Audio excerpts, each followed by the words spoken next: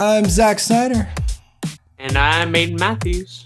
And welcome to another YouTube podcast, the one-stop shop for everything and anything related to YouTube.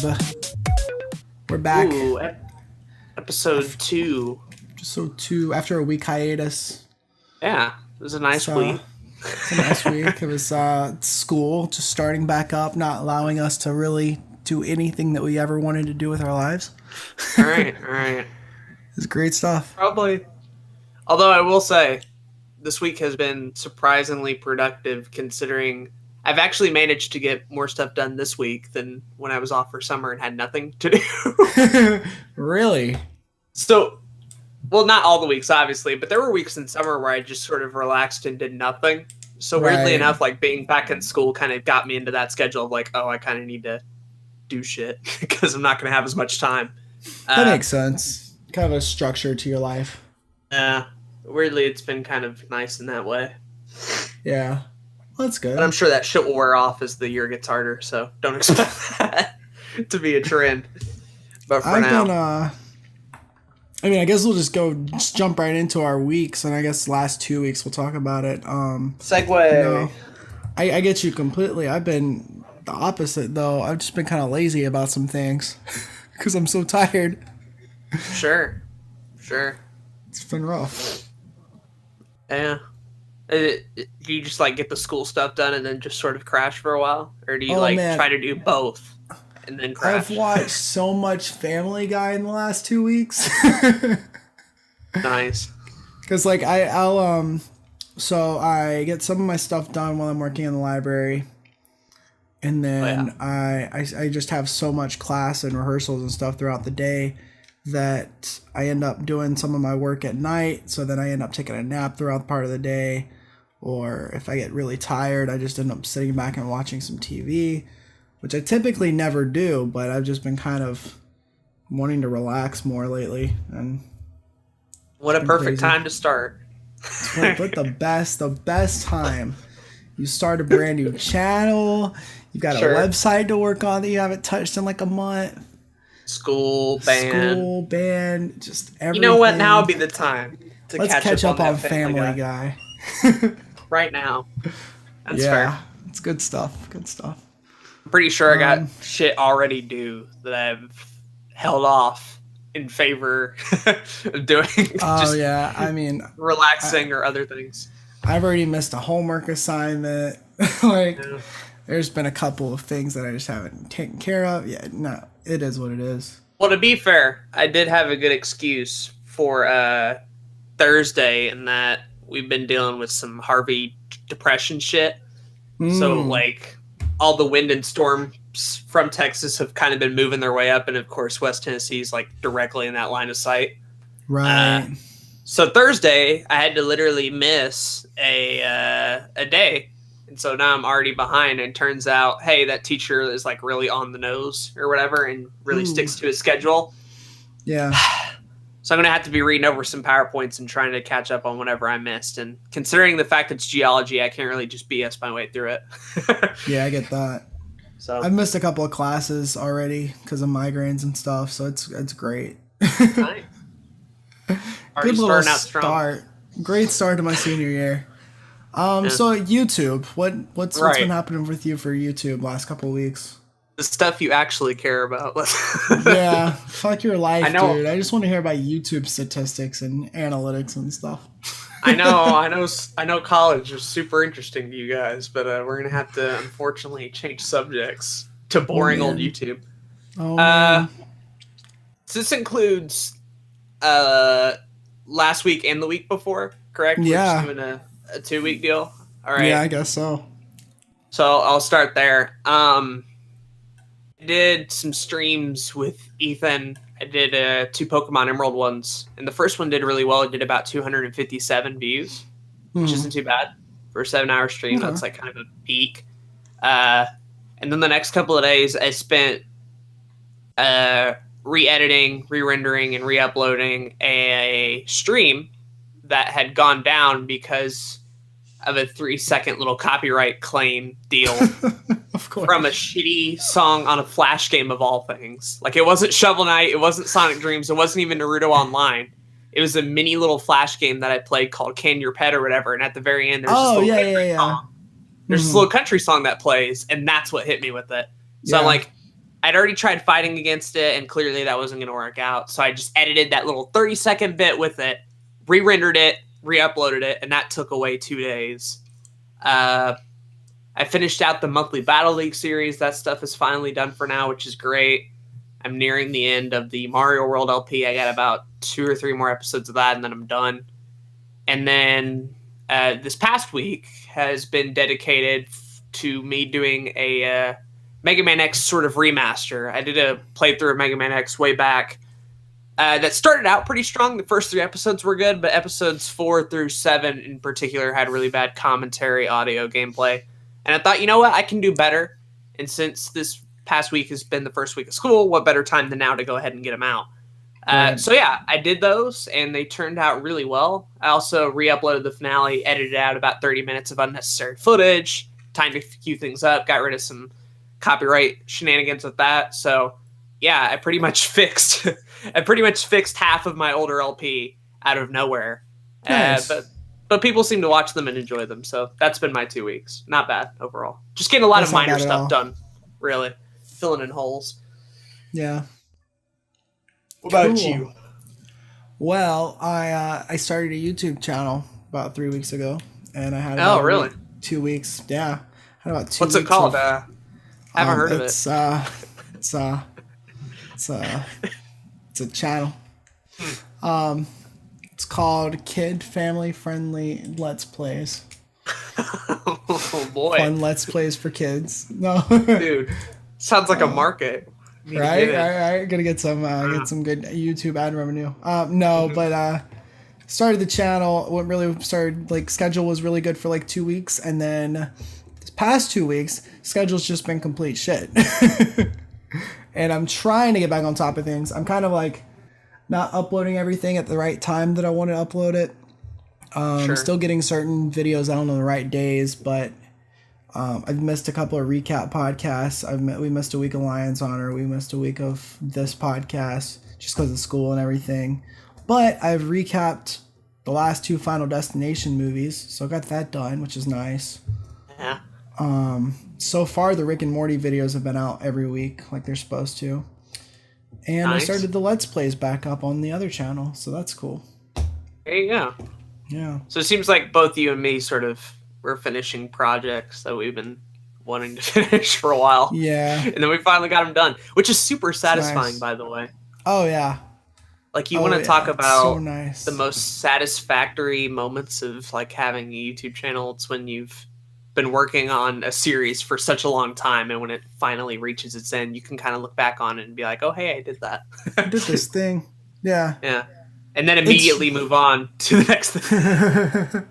It's really cool to see, like, an entire movie franchise that I've recapped and reviewed.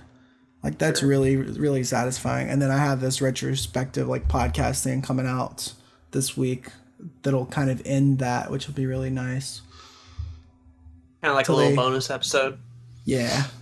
It'll be good. But yeah, that was my 2 weeks. I decided not to do vlogs on this channel, but I'm going to try to... I'm still trying to figure out exactly what I'm going to do with that. I'm going to try to do more creative thought pieces with the camera. Try to get more into cinematography that way. And then I've got a creator spotlight series that I'm adding to the docket. So... Sounds interesting. Interesting stuff ahead, for sure. Right. Nintendo History will be out in the next 2 weeks, so that'll be cool too. Oh wow! Yeah, it's getting closer. Still trying to figure out what I want to replace with my Friday slot. Yeah. Usually I have like just a random series on Friday, and now that the monthly Battle League stuff is over, I'm like, what do I bring back? You should do expert reviews. Episode 3. Yeah. Finally the long-awaited episode 3. See, I think it's weird because like expert reviews and like Nintendo the History are kind of in a similar spot where they're both like the start of these 2 channels or whatever. Yeah. that's what we look back on. But like, clearly, you have a lot more fondness for Nintendo the history than I do the 2 expert reviews. So it's like, I don't really care that much about the legacy of it. And you're like, oh yeah, Nintendo history, let's go. It's gonna happen. It's gonna fucking happen. Sure. Have you had any challenges in the last couple of weeks besides school starting, or is it just? I mean, school was okay for the most part. I feel like geology is probably gonna suck. Just in terms of YouTube, right? Just in general, any science isn't nice in college. But in terms of YouTube stuff, I mean, I'm glad I finished the Mega Man X thing. I'm glad I finished this other series. Mario World's fixing to be done in a bit, so I'm gonna have to try and make room for all these series that are going. A lot of people are asking me to do a blind playthrough of maybe like a modern game or something like that, which will be interesting. That'd be cool. So I might do that. I don't know. I got like a billion PS4 and PS3 games laying around that just haven't been played. Yeah. So whatever. Yeah. I spent a good bit of today editing a midnight vlog about Sonic once again. So can't wait for that video to come out. Because at the very least, even if my opinions are wrong, it's going to be visually interesting. So that should be nice. That's good. You'll at least have one excited viewer. Sure. Yeah. Jay the gosh dang nudester. Yeah, exactly. What a savage. So yeah. I need to get a freaking t-shirt done because you and Jay keep posting shit in Discord. Oh, hey, look at all this t-shirt merch. And I'm like, I could so do that in a day if I actually spent the time and did it, but I haven't. Right? This podcast is brought to you by Zack Snyder Productions merchandise. Please check out the link in the description box below for t-shirts, wall scrolls, cell phone cases, and coffee mugs. Damn. You can even buy your child a onesie. There's a fucking onesie. Sure. You can get with my face on it now. Sure. I mean, kids are starting younger each day with the Let's Plays, so you gotta start them off right. Exactly. You gotta give them that. even though the Zack Snyder Productions one has nothing to do with Let's Plays, just go ahead and nothing. No, we'll see what will inevitably happen, right? I'll give it like a few months. Zack Snyder Productions will have more subscribers than Subijin Games, and it's like, oh boy, let's get my Let's Plays more views. Boom. Wow. Nah, that's not gonna happen. What a gosh diggity dang savage. But I did want to talk about Let's Plays briefly, if you don't mind. Sure, go ahead. Because there was recent news about YouTube's newer algorithm and stuff. So, new wave of the adpocalypse, if you will. Some companies are coming back to YouTube. A lot of them are actually, to bring ad revenue to creators, which is great. Except for the fact that a lot of Let's Players, a lot of gaming channels are getting hit even worse than before, to where a lot of their game videos are just getting hit as not monetizable friendly because of the game they're playing or something in the title or whatever it may be.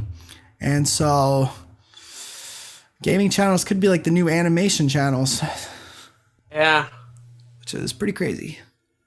Which I guess would kind of like make sense in the grand scheme of things, because like animation channels sort of started out small and then they had a big uptick in popularity because of the algorithm shift, and then they kind of died down with a new change. And it's almost as if Let's Plays are following that similar cycle where they were small, had their peak, and are now starting to hit the bottom trend. And you got to wonder if like this will be the nail in the coffin. I don't think it will be. I still think they'll probably go for a while. And I still even think, even if Let's Plays go, I'm sure there's going to be other ways you can work around making gaming videos that are advertiser friendly, whether they're reviews or live streams or whatever. Or people could just move to Twitch, you know? Yeah, I mean, there's that too. That's an option as well. I'm oddly excited about this in a really weird way, because the way I'm thinking it is, this is going to stop a lot of Let's Players from Let's Playing just because they were doing it for the money or something like that. So if they're not like really enjoying it as much, then they're going to just stop doing it. Sure. Which means that, you know, like I've said it before, like even though I'm doing these bigger projects and stuff, like I still like doing it. So I'm still going to be doing Let's Plays.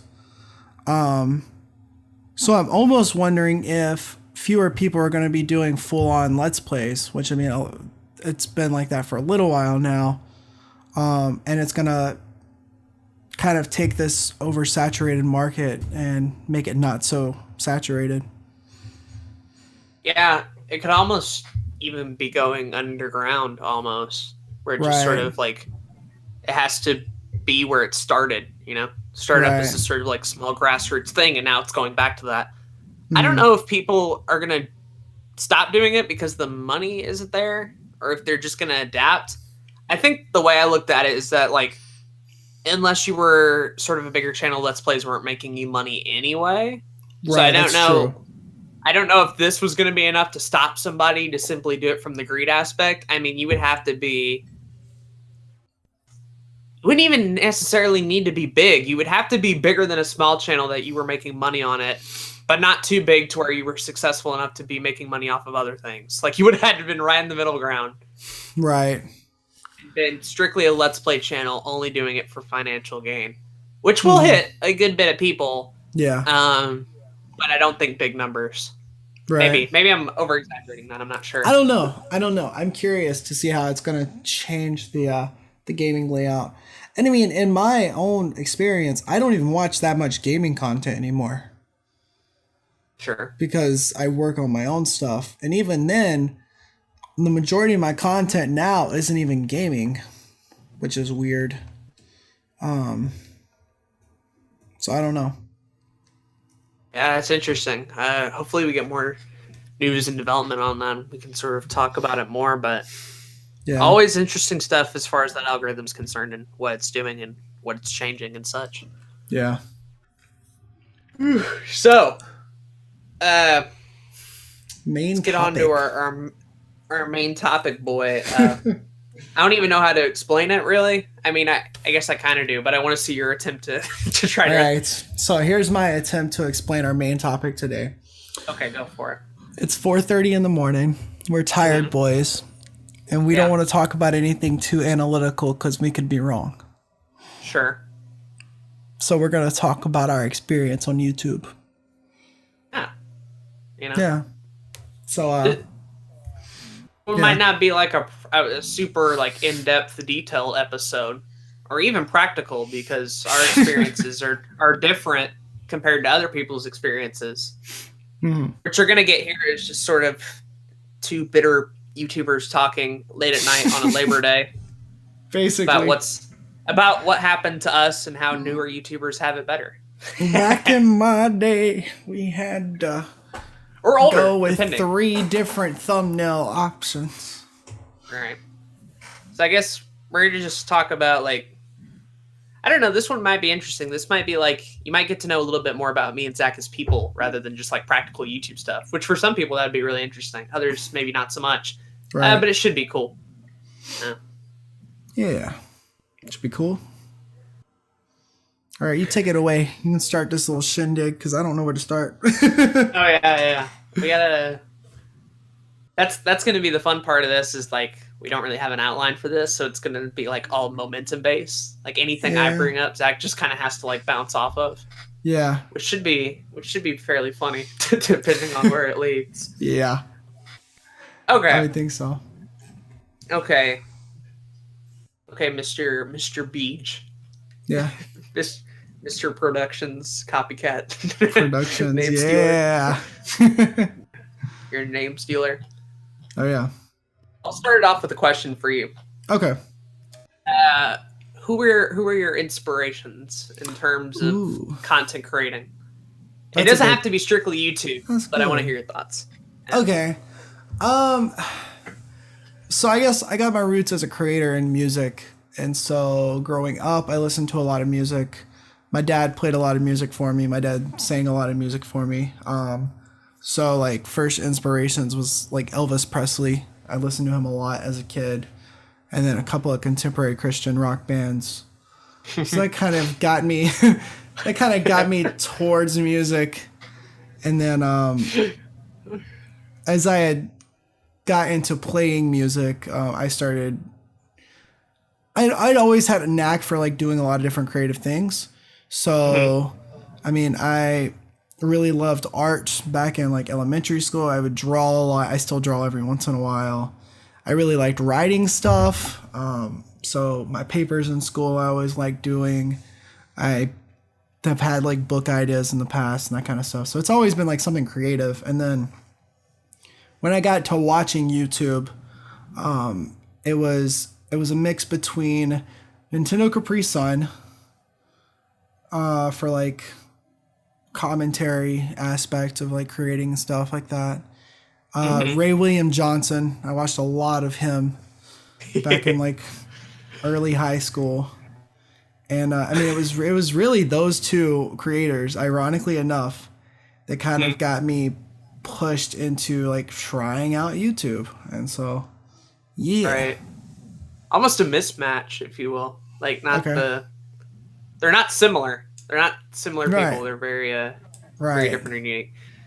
I'm picturing a version of Zack Snyder Productions where Recap is just a series where you cover hardcore Christian rock music and give your rating scale on a scale of 1 to 5 crosses, and then you just 1 to godly. 1 to godly. 1 to godly. This track here is real spiritual. I have to give it a 4. I give this one a hallelujah. I want it to be a reality now. Don't tempt me. We've done this before. Yeah, this is where all the dumb ideas come out. This is where all the dumb ideas come out. I still have a lot of them written down. That's how you know he's legit. He's writing them down. He's considering them down. Yeah. That's how it goes. So as far as I'm concerned, I guess. I didn't really grow from a music perspective, but I noticed a lot of the time that I was very much from a young age. I like talking and I like performing, not in front of people per se, but mainly my parents or whatever. Right. Just sort of like trying to make them laugh or whatever. Just try to like get all the attention. And then, when I had a brother or a younger brother, Ethan, who is a year younger than me. I think he's 18 now. Anyway. Wow. So I'm a couple of years older than him, point being. And so my parents have told me this story multiple times, is that for whatever reason, Ethan would not talk a whole lot. And the reason behind that was like anytime Ethan had quote unquote something to say, I would say it for him. I'm not surprised. So I'd be like, oh, Ethan wants you to go ahead and, give me some ice cream or whatever. Or Ethan wants you to like, he would never say anything. So I would just, I would just take advantage of it the entire time. And so that sort of grew into, almost into a love of being on camera. We went through a lot of like webcams and stuff like that. And I even got one of those little flip cameras or whatever back when those were popular, and did little stupid Dr. Phil skits where I was like a fake version of Dr. Phil, and Ethan would end up being like a patient or whatever. But it was really stupid, but we didn't care. And then from there, it wasn't even a start on YouTube necessarily. Actually, one of the first sites I went to was a site called Animasher. And basically what it was a little animation website. And what you would do, you would put in images, and then the actual animation you would do would just be you moving the images. So like you would take your mouse and drag them around or whatever. That's great. Yeah, it was pretty basic, but like you could do things like get background music or add your own vocals if you wanted to, which I never did because I sounded like a cringy kid. But that was sort of the start, right? And that sort of taught me a lot about editing and setting up scenes and even writing a bunch of shitty dialogue. And yeah, that sort of moved on to other sites like Sploder, which was about game making, and I made a couple of little games there. And as far as YouTube was concerned, a lot of the same people like Nintendo Capri Sun, Clement, a lot of talented people as far as that's concerned. Let's Playing was just so interesting at the time, and you're like, right. It was one thing to see people like playing a game and just having it be a walkthrough, but it was a totally different deal to hear someone's voice coming through it. Yeah. And being like, whoa, he's actually talking over this. And then sometimes it was live, and sometimes you'd be more interested in the commentator than you ever were in the game. Oh, yeah, absolutely. And it was how I got introduced to so many games. I think the first time I saw the classic Mega Man series was through Nintendo Capri Sun's Let's Plays and stuff. And, that eventually led to Brawl trailers. And then I got Brawl. And then that sort of spiraled into a love of video game collecting. And, I had made multiple channels where even I was trying to do like shitty Let's Plays with like a dazzle and like really bad audio quality and technical issues out the wazoo and working for other sites and such. So yeah, that drive never really left, even if it had its low points. I was always making something, even if it wasn't videos, but something. So cool. You said something that kind of struck a chord with me because I completely forgot about it till now. You said something about like recording like shitty Dr. Phil skits and stuff like that.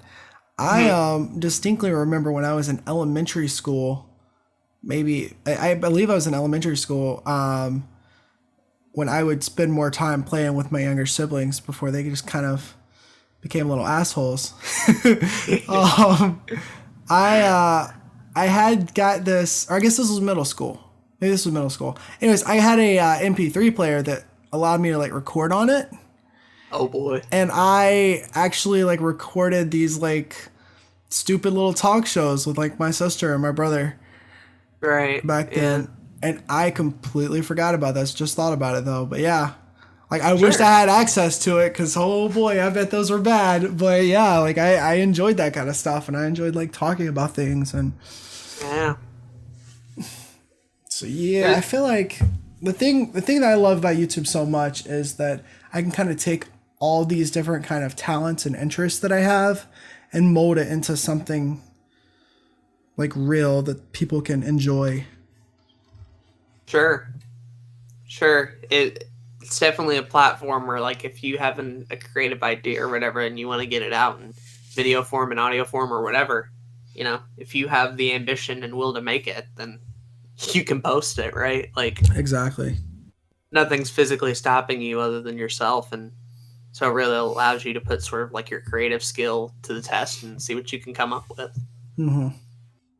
And back in the early days, it was never about like getting stuff seen, because like the only people I would really show those Dr. Phil skits to were like my brother Ethan and then my parents if they would tolerate them. Right. But, back then it wasn't like, oh, I'm going to put these on YouTube or whatever, like back in those days, it was simply just having fun and just sort of creatively expressing yourself in a way. And I think that's really cool to have at a young age. And it's definitely sort of shaped who I ended up being later on. In fact, I remember another story around 4th grade or whatever. I don't know how this happens because it was weird. But basically, me, my brother, and another person sort of did like little plays or whatever. Okay. And so we came up with like a little cast of characters. One of them, Ethan, was a penguin named Kevin, I believe. Nice. Which was based off of a show of a similar name. I don't remember. And then I was a different character and this other one was. And they would just go on like really dumb and stupid adventures. And then what we would have people do is just like, whenever we had a break in class, is just have people watch them for 10 minutes. Because usually we'd have a break, everybody was sort of hanging out. And then we'd get up in front of it and just sort of recite it. And, that was always pretty interesting because like, usually people didn't remember the lines. So it was a lot of improvising back and forth. And again, they were probably awful, but even then, like, that was my first year at that school. We had moved the year before, and here I am just pretty much exposing myself to a bunch of other people doing really stupid shit. But, it's what I wanted to do, and there are plenty of different stories like that. Almost any talent show that they had, I went to and participated in some form or another. Never doing well, but always just doing stupid stuff. So, yeah, I don't know. It's pretty cool. Yeah, I also remember at some point I wanted to create a children's educational TV show. I didn't quite get into exactly how it would be, but I do remember there being a lion as the main character. if that has anything to do with anything. But yeah. So, I mean, like today, if I really wanted to, because like I still like to draw every once in a while, I could create a children's educational program for YouTube. Sure. But just don't think it's kind of I want to do that kind of right weird now. Sure. I think it's kind of weird to think about, like, the only thing that's changed from back then to now is that now we have an audience to sort of share that with, you know? Mm-hmm. Yeah. Because back then it was, you know, like I mentioned earlier, your friends, your siblings, your parents, maybe if they, you know, dealt with it. Yeah. But now in, like, the age of YouTube is like, oh, if I have an idea and I put my work into it, the people some way or another are going to see it, you know, and that's exciting.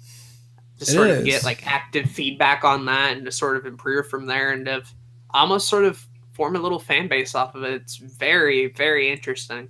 Mm-hmm. And I like that YouTube's been able to offer that. So I'm kind of curious in terms of this with you, but when I first started YouTube, I didn't really think about viewers. I didn't think about subscribers or comments or anything like that. And this is when I was starting to do music stuff. I just kind of wanted to record stuff, wanted to create things. So I just made videos and uploaded them. Sometimes with a little bit of thought, most of the time with not a whole lot of thought put into them. But they were just things that I really enjoyed doing. And so I just like put them up there. And it's interesting because now, you know, I'm looking at my YouTube analytics like every day. You know, I'm trying to see what am I doing right? What am I doing wrong?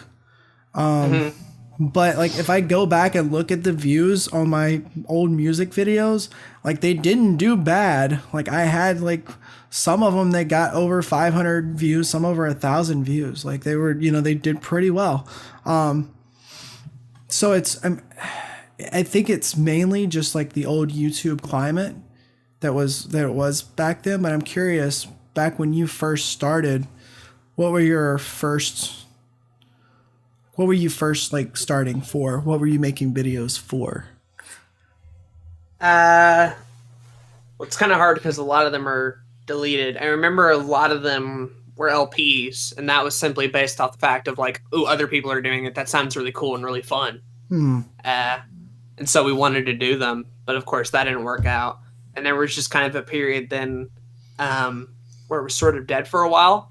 And weirdly enough, almost every attempt since, and even now to a certain extent, every time I got active on YouTube, it was with the guarantee that I knew somebody would watch it. Okay.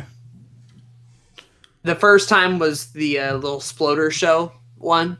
Where I was like, hey, I'm going to make videos for this online community or whatever. And, you know, I would still put in a lot of work in all of them and having them posted out, sometimes even daily for a good stretch. There were a couple of episodes that came out day after day after day.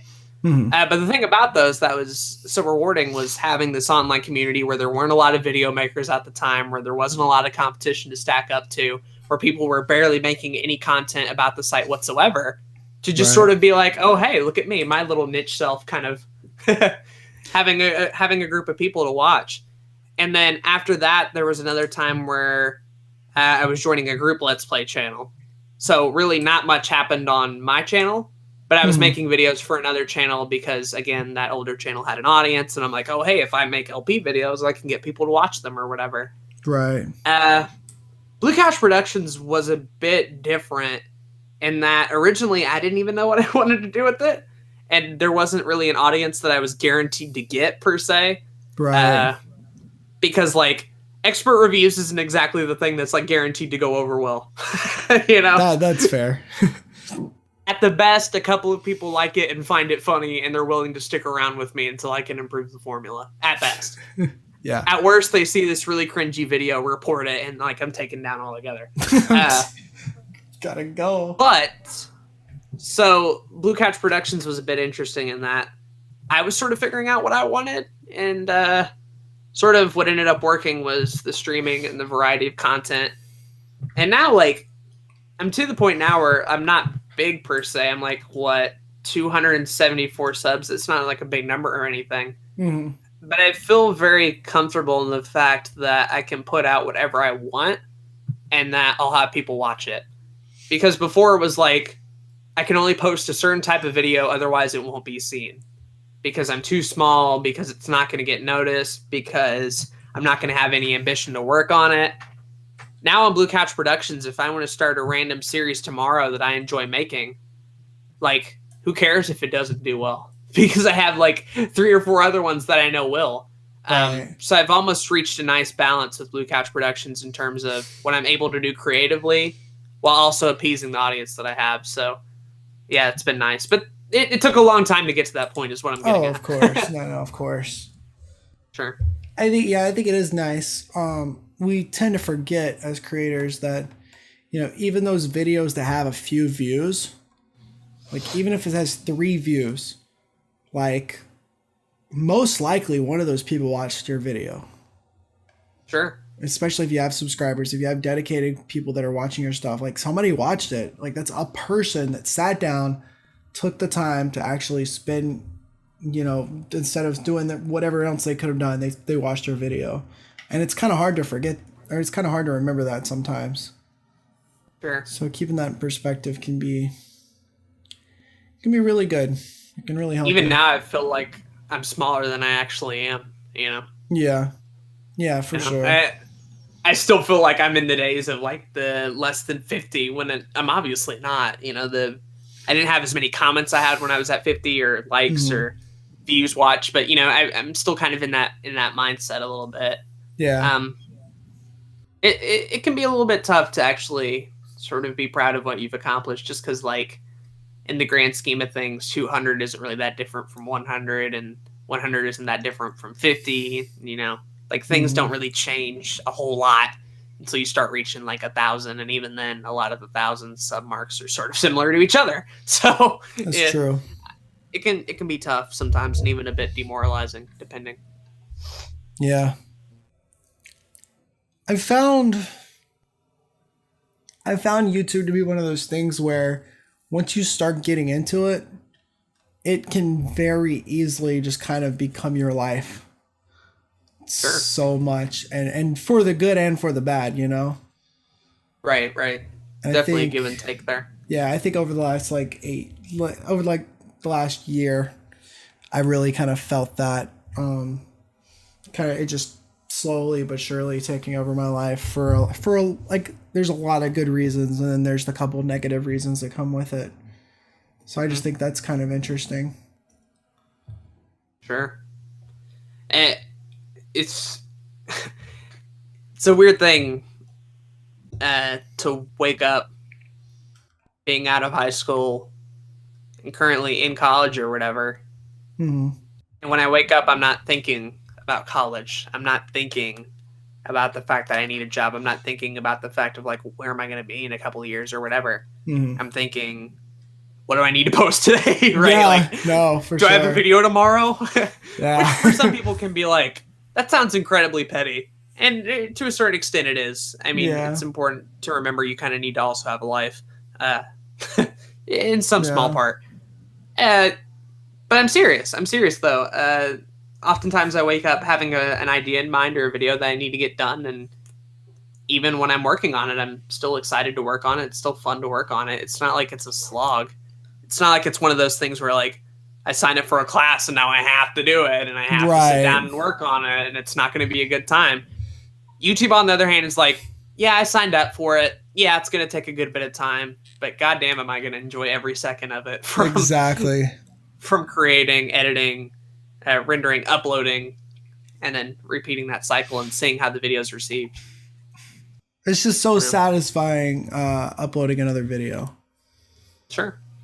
And that's what I guess that's why I continue doing it. That's why I let it take over my life almost.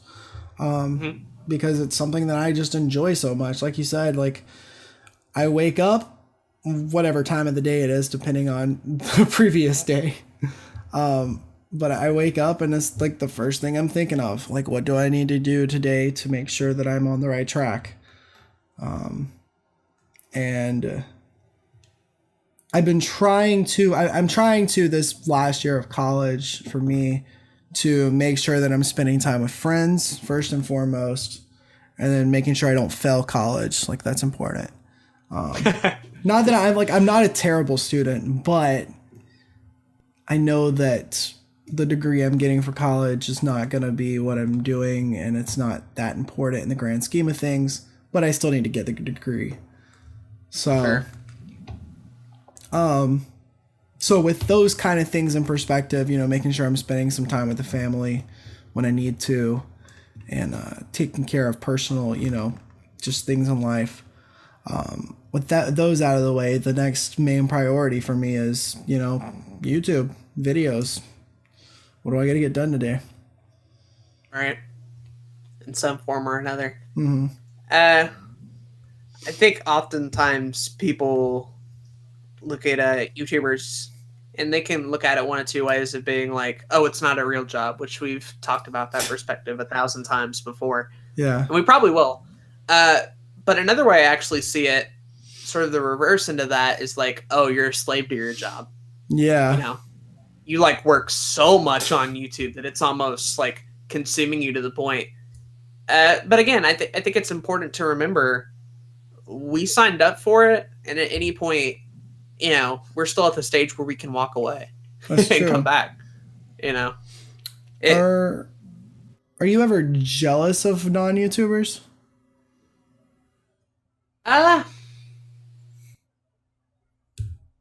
In some aspects. Okay. In some aspects, I definitely am. Because mainly time, really. They have a lot more time for other things in general. Whether it's eating out or hang out with friends or making more money. Because they have extra hours for their job or maybe studying a bit more on an assignment.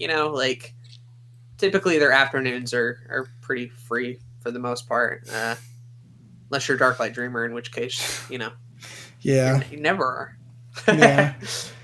I feel like still, yeah. I've always been busy. I've always been a busy person, no matter what I'm doing. So I feel like I would still be fairly busy. But even if I wasn't doing YouTube. But it is one of those things where, like one of my roommates last year who graduated, I'd come back to my apartment and like he'd be there playing his PlayStation 4. And then I'd go to bed and I'd wake up the next day and I'd go to class. I'd come back. He's playing a game. And then it's the weekend. Yo, he's playing a game. I'm like, That's really cool. Like he's just, like it's his senior year. He's getting his classes taken care of, doing what he's got to do with band and stuff. But other than that, like he's got all this free time. And so like part of me gets a little jealous of it because I'm like, like that'd be nice to actually have free time. But then it is, like we have free time. We're just using it just to do something else. Right. It's not like we were given less hours in the day or anything. Right. We all have 24. Just depends on how you use them and sort of how you go about it, which is just true altogether. I want to kind of tie it back in because we're both going through college right now. Mm-hmm. If for whatever reason, and I don't know where you were at, for graduating senior year of high school, and you had known that you wanted to do YouTube, and everything else was the same, would you have done it differently than you have now, or would you go the same path? Tough hypothetical, I know, but I want to hear it. So I've been thinking about this lately because I've talked a lot of shit about college over the last year and a half, for various different reasons. Mainly it's just because, what I want to do cannot be taught in conventional college. I'm getting a degree that's not going to be able to get me a job after college. And, like right now it's just a bunch of extra work that I just got to get through just because I signed up for it. So I've talked a lot of shit about it, but then I also have reminded myself lately, oh yeah, I also met all these awesome people in college that are my friends now. And I've had all these experiences. I mean, I fucking went to Japan because of college. It's like... You did. There's all these things that I would not have if I had done it differently. So... I think what I would have done differently is... I wouldn't have taken college as seriously starting off. Like I'd still take it, semi seriously because you're supposed to, right? But Sure. I wouldn't take it so serious. I wouldn't have done music education as my first major because I know now that's not what I want to do. So I would have taken care of a lot of requirements early on when I had time. And I would have spent even more time on the YouTube stuff early on in my college career because I didn't when I came here. Like I worked a good bit my freshman year on videos, but I still kind of put it a little bit on the back burner. And then most of my sophomore and junior year, I kind of had these weird hiatuses where I just didn't do as much. So I think I would have worked even harder on that kind of stuff as well. I'm kind of thinking back as like maybe that wasn't exactly a great question to ask. I get you.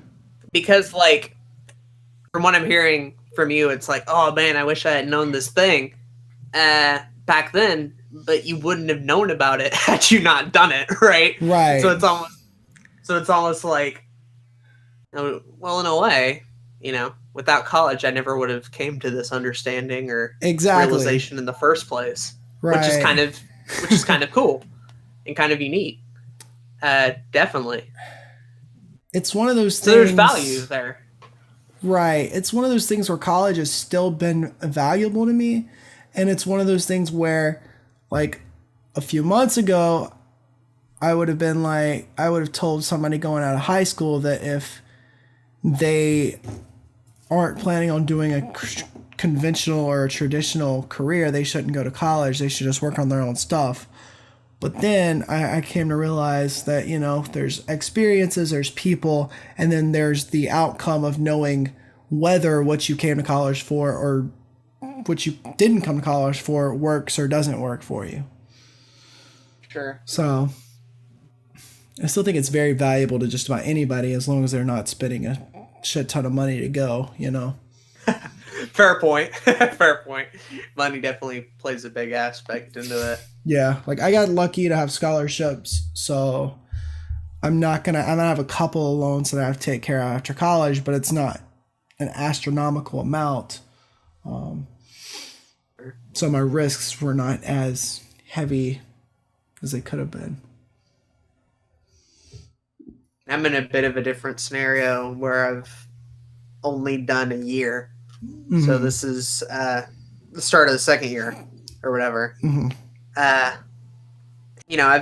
I've been very down on it since the beginning. Right. Really. Even so much senior year of high school, just simply due to the fact how big they were pushing it. Right. It's sort of like what conventional wisdom tells you and like what you read up about, like, oh, college really isn't worth it if you look at it from this perspective or that perspective or whatever. Mm-hmm. For me, be careful of how I word this. For me, it almost like wasn't the classes in particular. The main reason I was excited about college, or what excitement I had senior year of high school, it was a chance to get out. Oh yeah, absolutely. And that's not to say like I'm not in an abusive household or whatever, I'm not getting picked on or whatever. Right, I don't hate my home or anything. But like I've always been in the mind like, man, wouldn't it be great to have my own place or to sort of live out, or even if it failed, to sort of have that experience and to sort of learn what it takes to be out by yourself. Like I was waiting for that so hard. Right. I was waiting to get challenged on that aspect where sort of everything would have been thrown at me and seeing like how well I would have done overall. Mm-hmm. And so you can kind of imagine how much of a downer it was to sort of go into community college where you're doing classes that are easier than the ones you were doing senior year in high school. It felt like 13th grade, and that's absolutely not what I wanted. The only reason I was putting up with high school was just because like you're legally supposed to do it. Right. But here I am. I've signed myself up for literally a couple more years of it. And to be fair, I'm not going to be in this one location forever. Eventually I'm going to move out. But man, a lot of that mysticism and hype were kind of killed out the door. Yeah. Well, yeah, and I mean, you went to community college. Right. I would suggest, if in terms of college, to try to go to a 4-year, so that you can get some of those things, like you said, kind of like that freedom, that kind of that experience of living on your own, that kind of stuff. Now, of course, that can be hard for certain people and for certain situations, which I imagine it was for you. So I get you. Yeah. Right. I don't know. That was sort of the aspect. I think the thing is, for me, and where my like disconnect comes with college, is that I'm very much of the mindset. I learned by experience, right? Yeah. The best way that I learn how to do things is by myself doing it and then either failing at it or doing well. If I do well, then I know to continue to risk and try new things and continue to push myself. But if I fail, I learn from that, right, and can move on and give it a better attempt. College so far for me has not been a new experience for the most part. And for me, it hasn't really challenged me or taken me anywhere interesting. Sort of to tie it back to YouTube, because I know YouTube podcast, we're talking about college, right. Whatever. But with YouTube, it was a lot different, and it sort of encouraged a style of learning that I'm more familiar with, of like post a video, watch over it, review over it, get the criticism you need, look at the views, the analytics, all that sort of stuff. If you do well, continue to make more of them, build on those successes. But if you fail, which so often happens at the beginning of YouTube channels, then you learn from it. And immediately that knowledge is given to you simply based on the fact that you did it and you tried. There wasn't somebody telling you how to do it. There wasn't this long lecture period spent of how to do it. And even if there was, typically that was me researching it, right? That was me going out of my way to get that knowledge and information that I needed. And so you see, like, it creates two different environments. YouTube, I'm actively going out, searching for that knowledge, improving my craft, and getting better by experience. College, on the other hand, is me sitting in a room about a subject that I don't care about, where I'm actively getting talked down to sort of learn it, which eventually won't even help in the long-term scale of things. It creates two different environments, and I appreciate YouTube. While it hasn't been the super successful thing for me, it has very often challenged me creatively, and I appreciate that every step of the way, especially when I'm in college and I'm getting treated the exact opposite way over there.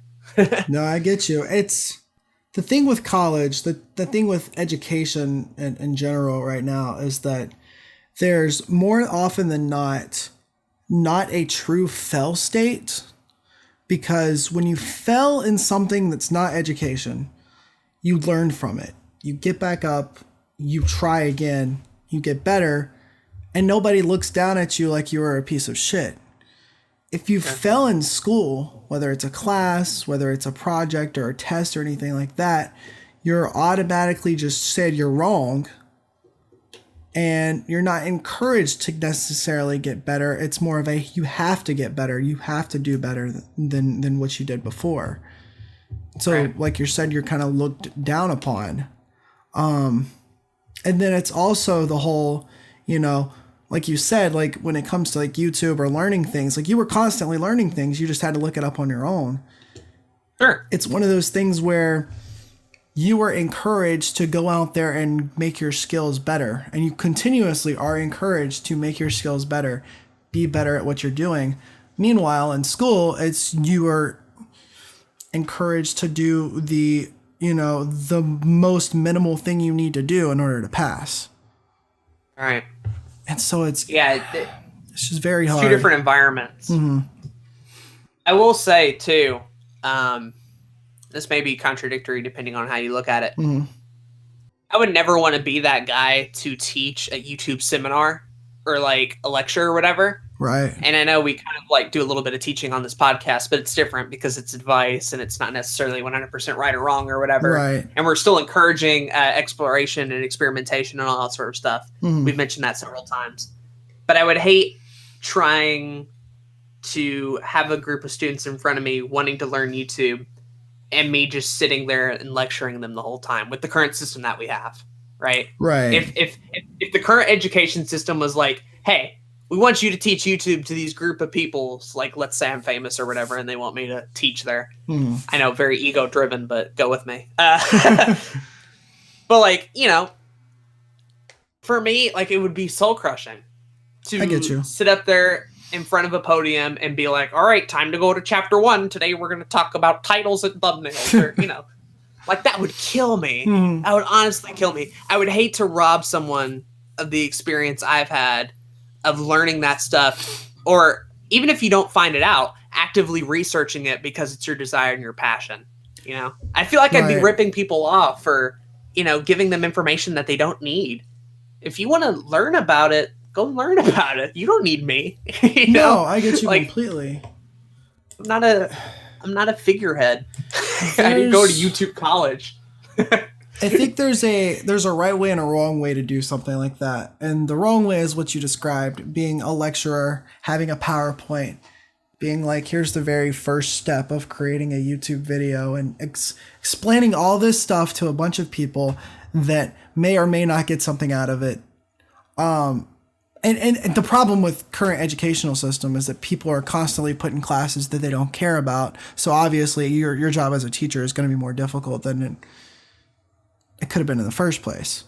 But the right way to do a YouTube seminar or a YouTube class or whatever it may be is to offer it to people that are already involved in making a YouTube channel or trying to learn how to make a YouTube channel, and then not teaching them stuff, but answering questions.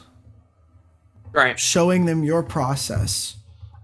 Sure. You know, that kind of stuff. And that, you know, should be in many skill-based classes and stuff like that.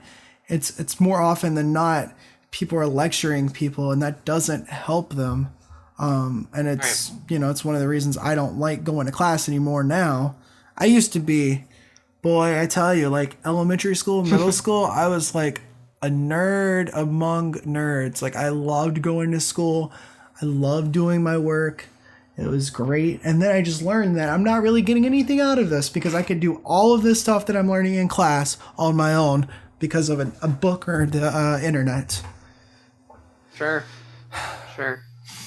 Absolutely. So. Yeah. I think your idea is also nice because rather than like sort of lecturing them, you're sort of there as sort of a helping figure, which I think gets rid of one of the major problems in that this whole like authority relationship between like master and like pupil or whatever. Right. I don't think helps the current system that we have.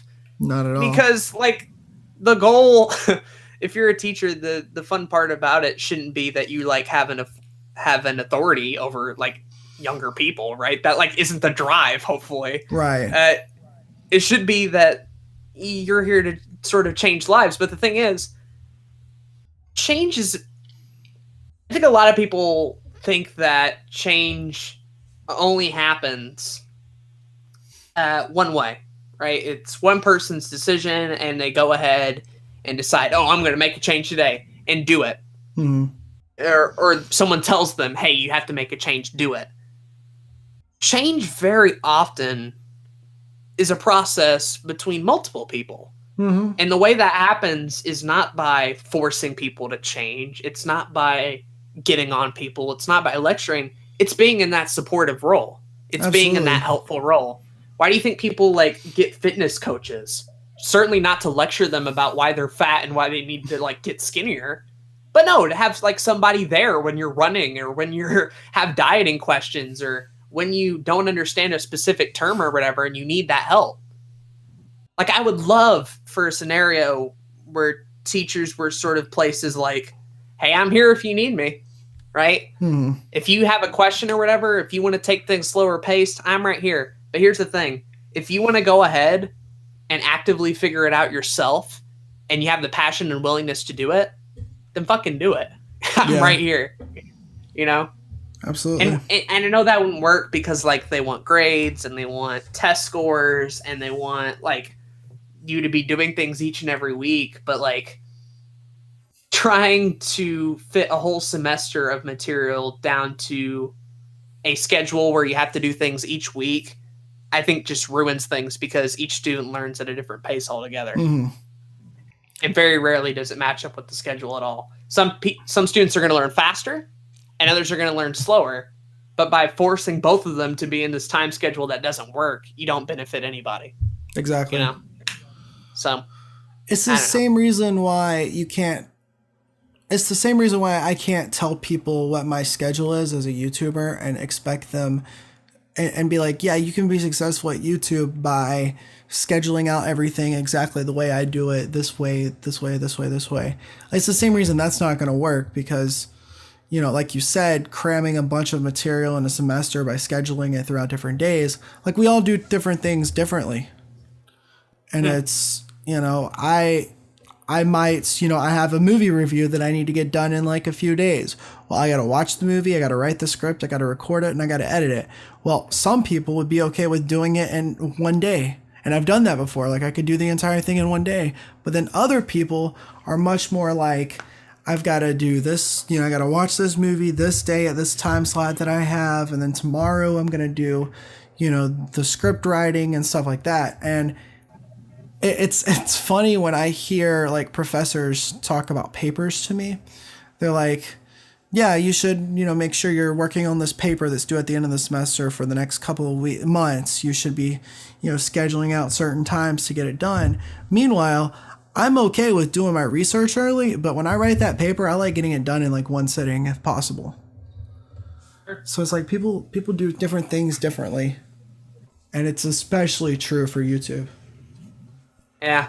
Tying it back into YouTube, again, it offers you that flexibility and such. And really any deadline you have is imposed on by yourself. You know, you're the one that puts yourself in those scenarios. And sometimes it's to challenge yourself, you know, right? The deadlines you create are a little bit different because usually deadlines in college are like, oh, we got to get in these grades by this day because we got to turn them in. And, you know, all these teachers have to have their stuff done by this certain date. So like the board can process them and all this other stuff. And we can get it back to the state. You know, like the deadline you place for YouTube is something reasonable, something that can be achieved, something that can challenge yourself, and something that your viewers will appreciate as a result, right? That's a healthy deadline. That's something that you know you can do and you can achieve, and it's flexible, you know? Exactly. If you have a deadline for 1 week that you want to stick to, you can do that. But maybe next week you might want to change the deadline. You know, or maybe you try it out a month with this one schedule and you want to try a different one. You can do that. There's a lot of room for YouTube for experimentation and trying out new things. And while all of them are not guaranteed to work, I mean, there's definitely times where I've experimented on things and it doesn't go as according to plan. Same. The point being, very rarely do you leave empty-handed with you trying out something. You know, you don't leave feeling frustrated. You don't leave feeling like you've accomplished nothing. You know, you did something. It may have not have succeeded, but there are lessons to learn from that. There are lessons to learn from failure. Absolutely. And we want to talk about something that I hate. In terms of, failure in school is treated so poorly. Yeah, no, in my opinion. is. Right. You want to know the best time I've had failing at something? That wasn't just like life stuff. What? Losing in Castlevania on the same stage. No. Multiple attempts. No. Over and over and over and over. And here's the thing. Like that in my opinion is failure done right.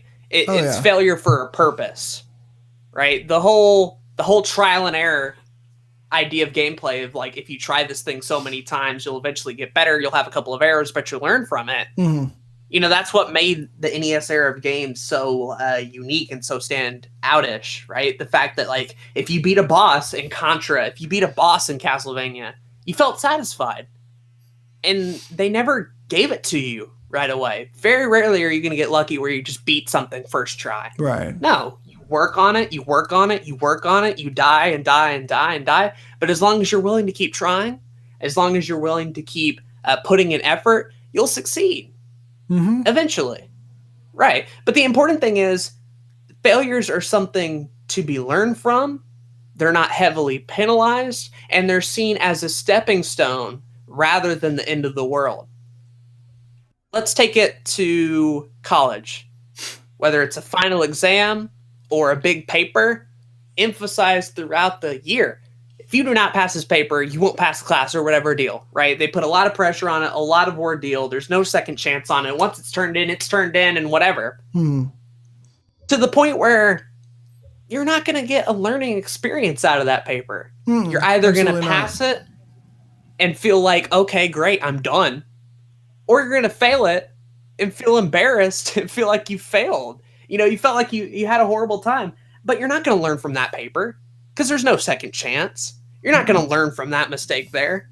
You're going to feel like a shitty human being. You're going to feel like this is the end of the road. You might have to repeat the 5th grade or whatever, or some shit like that. No, I think you're right. It's like when you fail a class in college, more often than not, unless it's a class in your major, after you fail that class, you can be like, okay, well, I'm just going to go take another class to fulfill this requirement, which means you literally learned nothing from that semester because they didn't give you the opportunity to learn anything just because you failed something. Right. And I agree with you completely. I hate the fact that failure is looked at in our education system and throughout our country and even other countries as well as a negative thing. Failure is necessary. Failure is crucial to getting better, to succeeding, to achieving new heights. Without failure, none of that happens. So to sit here and be like, oh, you failed, this is the end of the road, you're an awful person or whatever, helps nobody. It honestly helps nobody. Don't go around acting like failure is the end of the world. Failure is an opportunity to do better. But no one wants to treat it like that. We want to give failure this negative connotation. We want to be like, oh, if you fail, you're not succeeding, you're failing, oh, boo-hoo, like you're never going to achieve anything in life because you failed here or whatever. Like, no. Failure is vital. No one gets it right their first fucking try. No one. Absolutely no one. And they're very rarely in college or stuff like that are you given that chance to experiment, to try something new, to go about it your own way. And if you fail in a healthy environment to where you still have another chance to go back out there and learn from that mistake and do better than what you did before. I agree.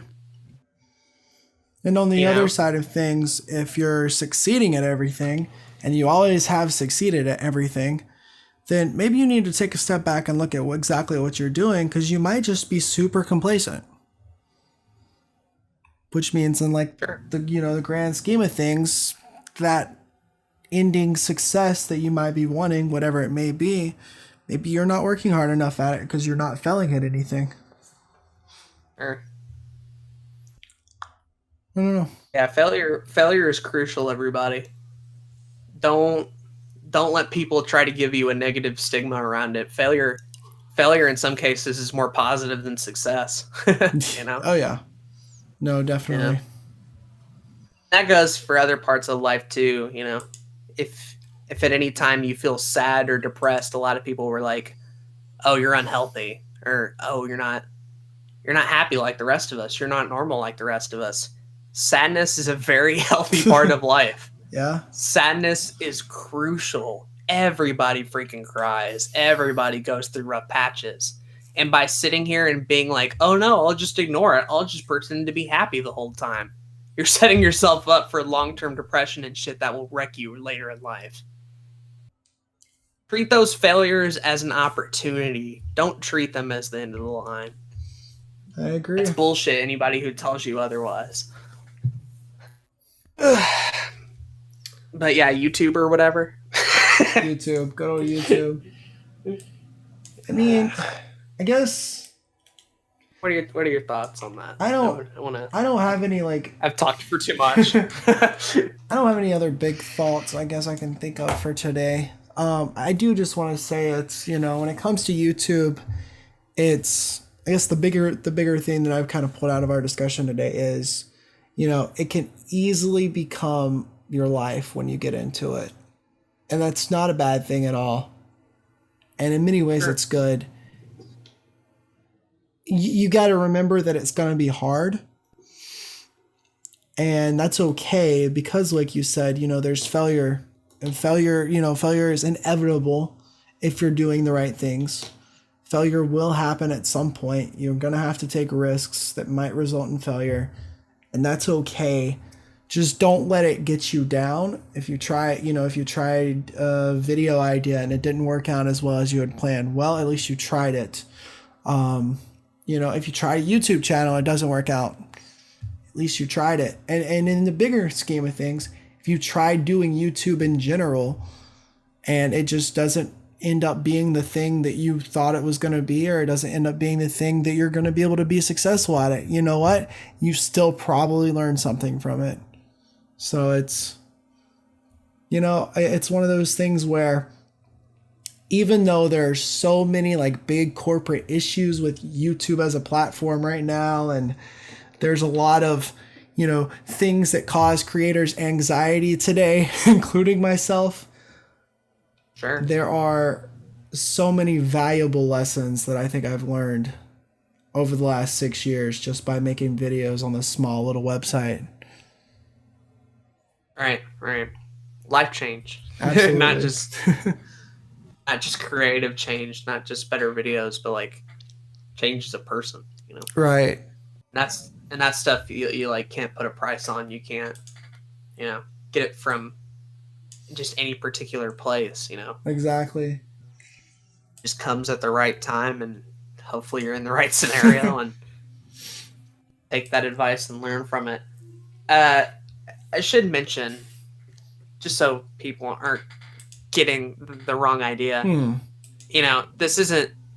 this isn't me telling you that you should just be going out and failing every single day or whatever. Of course. This isn't me. This isn't me telling you that like, oh, I've not been putting any effort in and I failed like the whole semester or whatever. Like, oh, great, now I feel better about myself. Still put in effort, right? Still try, Yeah. You still have to learn from your failure. That part comes in where you have to sort of rebuild. Yeah. That's the thing. It's one thing. It's all about putting effort into something, and then if you fail, it's okay. You'll still be fine. Sure. Right. As long as you're continuing to put in that effort, as long as you're continuing to grow, the type of thing I was talking about is just if you try your best and you don't succeed, continue to try and try again. I mean, that's a phrase that like gets repeated everywhere, but it's absolutely true. Yeah. Altogether. But yeah, especially for YouTube as well. You bring up a good point. I mean, whether you try a channel and it doesn't work out or try a video and you don't work out, take the experience and move on. Mm-hmm. That experience is still valuable. That experience is still something that you can hold on to. That experience is unique and unique to you alone. That's something that you can remember and something that you can use later in life, even if it has nothing to do with YouTube, or if you're on some other creative platform or you're an accountant or whatever, like I'm sure those skills will come up later in life. Who knows? Right. Like you'll figure something. Like everybody is we all got find a lot of their life way to live. around. Yeah, exactly. Sure. Yeah. No, I just think it's cool what YouTube's done for me over the last few years. And even if I walk away from this in a year, 2 years, 5 years from now, and I just don't, even if it like ends up not being the thing that I was meant to do, I still have gotten a lot of benefits out of it. And I walk away knowing that people cared about it, All right. Don't feel like you were alone. Right. Like I'm looking at my analytics right now for the Sevijan Games channel. And it's amazing like how much watch time I have over the past few years. Like people spent their time, and it still like blows my mind that people spent time watching me, listening to me, and it's weird, but it's so gratifying. Sure. Yeah. that little bit of feedback can go a long way Mm-hmm. in terms of what you end up doing, and sort of gives you a drive to continue. Absolutely. And comments are an even better form of that too. Speaking of comments. Oh. Oh boy. Do you have anything else you want to add to the discussion, or do you want to go ahead and wrap it up with the comments? Yeah, let's just go ahead and go to the comments. Yeah, segue. I'll let that segue slide. Yes. For now. So we got lucky. Yeah. So we have one comment from the patient. Do you want to read it, or do you want me to? I read the last one, so okay. You read this one. So, patient says, audio certainly sounds better now. I can hear a slight bit of echo, but nothing too bad. She was referring to the audio problem from last time. Anyways, no paragraph today. Just want to say that I'm loving what you're doing with these podcasts, and I'm certainly learning things about YouTube I never knew. With the heart emoji. Ooh. So. Emoji Movie 2 confirmed? Yes. No, but seriously, I'm glad that you're enjoying the podcast. Glad that I've already gotten a couple of other messages from people talking about how much they enjoy it so far.